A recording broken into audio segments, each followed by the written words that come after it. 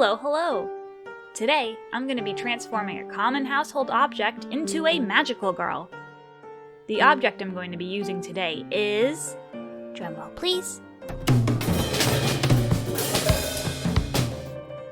A tissue box! I decided to pick something that on the surface appears to be pretty bland because I wanted to challenge myself to make a great design out of something boring. So the rules I have given myself are that every element of the design needs to be based on the tissue box. I'm also going to create a weapon to go along with our heroine. Can't fight evil without a weapon, am I right? Let's get to sketching. So, this ended up being a lot harder than I thought. When starting out, I was excited because a tissue box is actually a really good starting point for a design. It's a combination of structural geometric shape and a soft, flowy object. When creating a design, one of the best ways to make it interesting is by combining different textures and shapes and using them throughout the design. So I was set up to have an awesome design. Easy peasy. Or so I thought. It turns out I was being way too literal with the whole box thing. You could say I wasn't thinking outside the box. You can see me just continually drawing a box or multiple boxes on the figure, and it just doesn't work. But I keep telling myself, but it's gotta be a box! So I eventually come to my senses and start thinking more broadly. Outside the box, if we're gonna continue this pun. The last variation I make feels like I'm getting somewhere, so I decide to explore it further. This design really spoke to me. It has a very regal feel to it. I love how the flowy white skirt represents tissues while also adding the daintiness to it. It also gives me some clamp vibes, which I dig. So I did a little work off screen, and now we have a colored sketch of our heroine. I went with navy and gold as her main colors because they complement each other nicely, and the rich tones give her a very regal appearance. For her hair, I went with a deep reddish brown to make her colors into a nice triad. I will add an accent color later, but I'm getting ahead of myself. So now that we have our magical girl, she needs a weapon. I decide to go with a rapier-inspired sword because the thinness of the blade feels like a good match to her elegant and powerful look. The variations are mostly focused on the hilt, playing around with the different geometric metal shapes. I pick the one I like best, and then decide I want a more three-dimensional sketch of it. So this is my dear friend Blender. I use it for making crude 3D models of things like rooms and objects, and also editing this video. Blender is completely free, and I highly recommend it if you're looking to learn about 3D modeling, animation, or video editing. So, I try to quickly make a model of the sword so that I can toggle around the camera view and have a good reference for when I'm drawing the final drawings.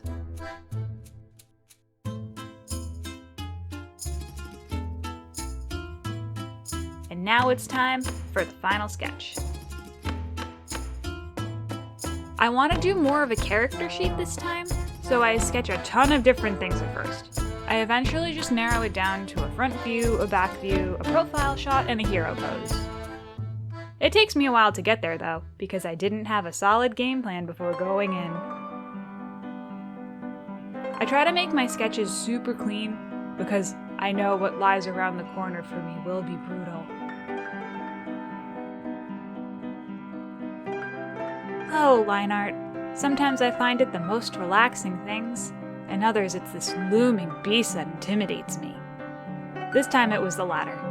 It was my choice to have a ton of square chains and other line-related detail, but that doesn't mean that when it was time to sit down and do it, I was happy about it. I think altogether, my footage of the line art was about 6 hours, which for me is a very long time. I didn't find this process smooth at all. I kept stopping and redrawing pieces that didn't fit and then line it again, and again, and again.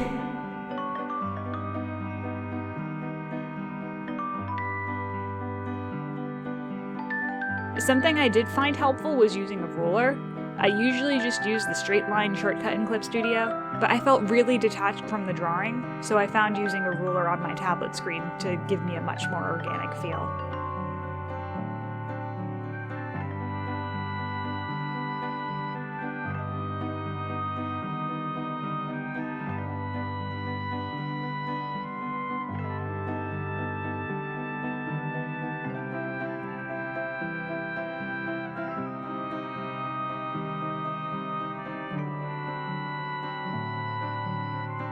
So, while we have a moment while I'm doing eternal line art, let's talk about the character a little bit. I don't have a name for her, but if you have an idea, leave it in the comments. She has a very powerful presence, like she's ready to kick butt at any moment. I imagine she comes from some kind of magic kingdom, maybe a similar setting to Howl's Moving Castle. She has a very serious nature, so whatever evil she's fighting must be very formidable. I also feel like, while she's serious and stoic on the outside, perhaps she's harboring some sadness or other worries on the inside. Kinda like a tissue box?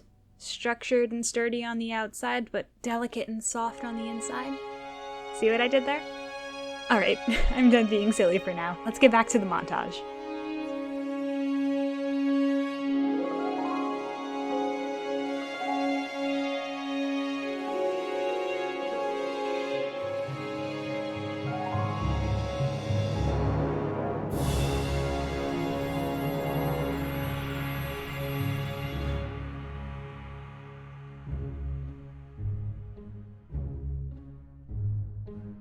Now it's time to color everything. At first this was fun and relaxing. Then I remembered shading was a thing. While the navy parts of her dress weren't too tough, the flowy white skirt made up for it. Then I had the brilliant idea to make all of her metal pieces look distinctly metal, and the jewels look jewel-like. And then I needed to also color the line art, so this part turned into a bit of a battle as well. But I'm glad I took my time to make it look nice, because I felt this design deserved to be rendered nice. If I had just left everything flat, sure it would have looked okay, but going that extra mile is important. Something that I love adding to my drawing is soft gradients. Adding a little subtle change in color breathes so much life into a drawing, and really takes it to the next level.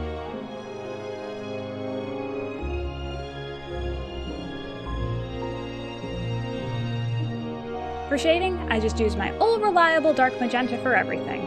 I usually switch between color burn and multiply for the layer settings depending on the color it's going on top of.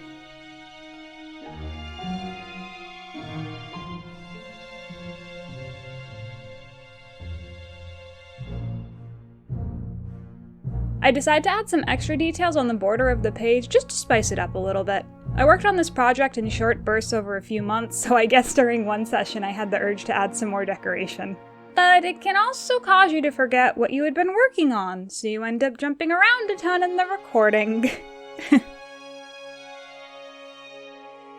A little tip for shading metal is to use a soft brush for the shadow and a hard brush for the highlights, but make sure you pull up a few references to really nail it. I decided to color the line art for the metal to help separate it texturally from the fabric and her skin. The colored line art helps make the metal look more shiny. I'm glad I chose to do this since her dress has some gold detailing, so leaving those lines black helps express to the viewer that the dress is one material and the metal is another.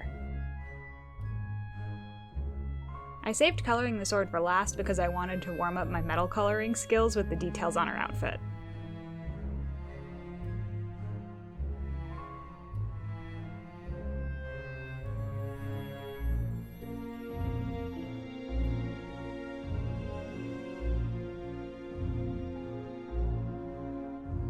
I gave our magical girl a braid because I felt it was a fitting boxy kind of hairstyle. Braids are very structured and can be drawn with lots of straight lines, so I felt it was a perfect fit for our tissue box inspired design.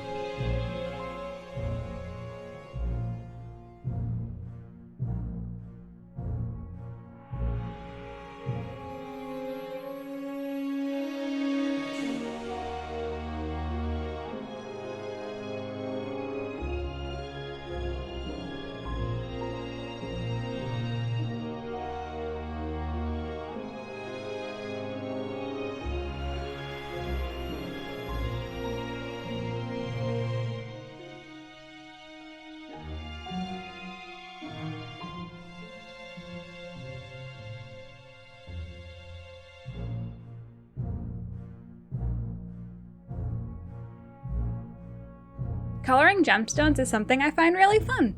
Like anything, have a few references pulled up.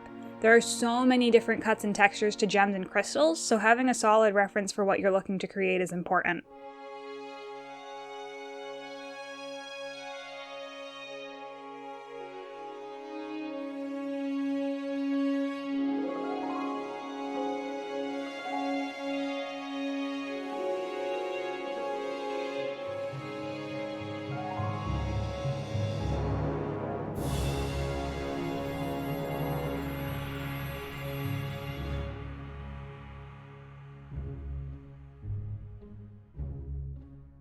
And with the last few touches, our Tissue Box Magical Girl is complete.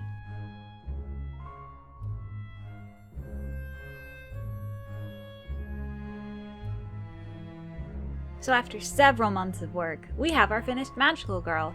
I'm so happy with how she came out. She looks so cool. I'm happy that the tissue box inspiration is still there, but I was able to make her look like her own thing. And not just wearing boxes. My favorite part of her design is the little green gems. They add a nice contrast color throughout the design. How do you think I did? Let me know in the comments. And be sure to like and subscribe if you want to see more wacky character design and other art stuff. Thank you so much for watching and have a nice day. Bye bye!